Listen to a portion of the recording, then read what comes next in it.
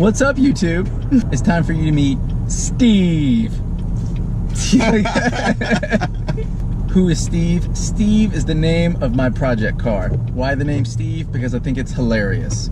And there's hidden meaning to it, which you'll understand down the road. Oh, by the way, this is Nathan. Say hi, Nathan.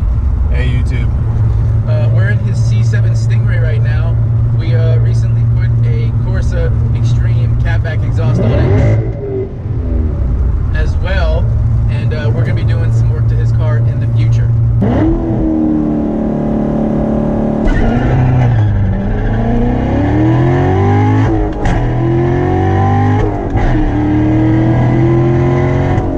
Alright, so I'm going to be introducing you guys to Steve.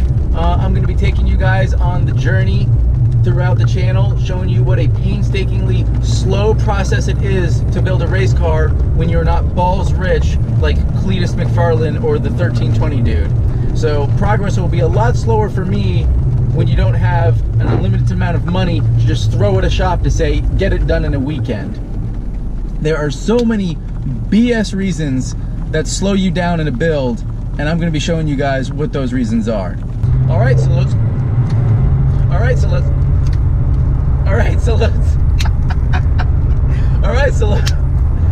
what the is wrong with me? All right, so let's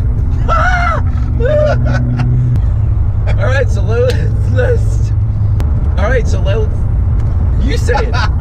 You say it. All right, guys, let's go meet Steve. Yeah!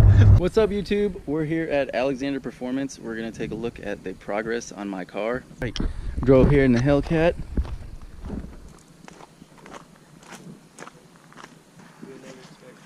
All right, here, so we see this is my bits and pieces of my roll cage mocked up, my interior all over the floor, R200 diff out of a Skyline R32 GTR.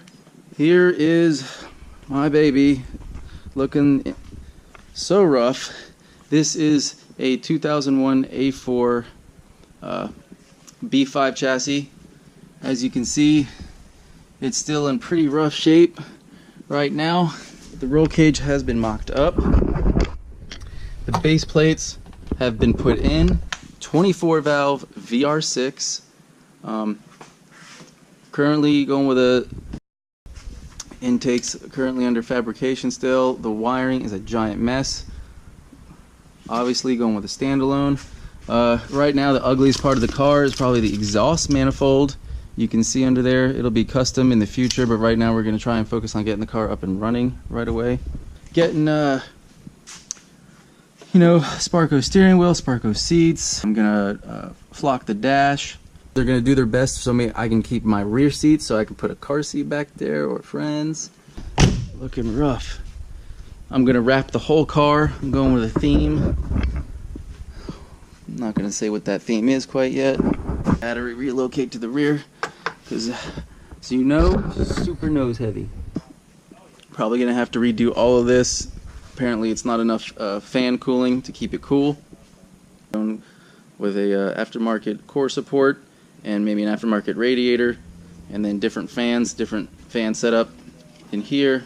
Already did the O1E from the ONA trans, and doing a custom drive shaft, carbon fiber drive shaft custom drive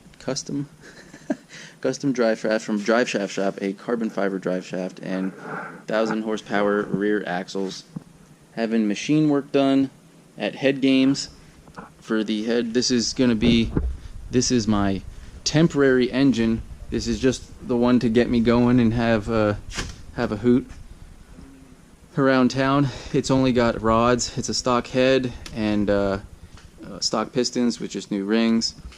I'm gonna have a medium strength built engine and then a super strength built engine where like every possible thing that I can do to an engine is done in it. And that head is already done. I'm still working on sourcing a short block to mate to it. But yeah, this is a completely stock 24 valve head. The super built one will be R32 head on a 2.8 block. Call it an R30 build. I know it looks pretty rough, but it'll be prepped for paint in the distant future and be completely wrapped. All right. Hopefully next time we come back, there will be some major progress on this.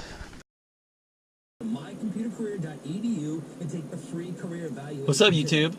We are on our way out to Alexander Performance to check on the progress of my roll cage on my project car. We're also going to be dropping off some wheels, picking up some trim pieces and dash pieces for a project I'll be working on here soon, and shoot video for what will one day be part of the intro clip to my channel.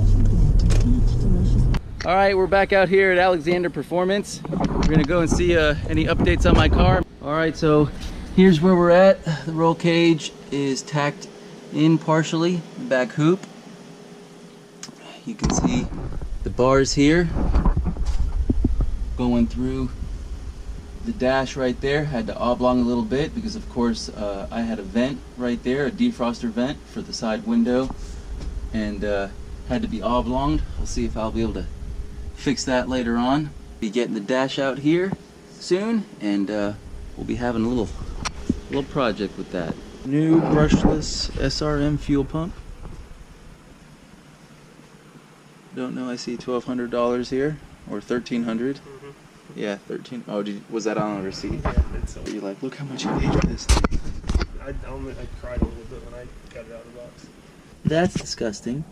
Don't know what you can see, but nothing but tons of corrosion down in that tank. Gonna have to drop the tank and blast it. Smells so bad. Fuel pump that was pulled out of my tank. It's just so gross. All right, guys, so thank you for your time. Absolutely. Hey, fellas. You guys take it easy. Just gotta keep this up the tank. Loaded up, got a bunch of trim pieces. Let's get out. You know what grinds my gears besides delays? More delays and having to pay someone to do something you could totally do yourself. Crappy situation. Not their fault, not my fault, not anyone's fault. That tank that has to come out, yeah, well guess what also has to come out? The subframe. The rear subframe has to be dropped. And you know what happens when the rear subframe is dropped? You have to disconnect the brake line. And when you disconnect the brakes, you gotta do a brake flush. And then you gotta buy brake fluid. And then you gotta get charged for all of it. God, it sucks. Can't even get the car back to do it myself because it'd be too much of a hassle, and they just gotta go ahead and do it. They're helping me out the best they can on price, but essentially just doubled the cost of washing the tank out for a few hundred. And what am I paying for? A clean tank. It just sucks. What it's like to build a race car. Unexpected delays and costs. Guess what? Yep, more delays. So they got my gas tank all dropped down, and guess what? Someone decided to try and install a radio in it at one point and put some kind of sound equipment in the back trunk and drilled right through the trunk, and guess what they did? They drilled right into my gas tank. It's had 2 screws poking in it this whole time, which probably let more air into the system, which is why maybe the gas tank corroded as bad as it did. I don't know. Alright, so update. Yeah. Gas tank is back in. Mocking up the R200 diff to go up in here. Working on designs here. Try and make this baby fit in there nice and snug. Alright guys, I hope you enjoyed me and Steve. I'm filming 3 or 4 other episodes right now, but I wanted to go ahead and get this intro video out, so I hope you enjoyed it. Stay tuned.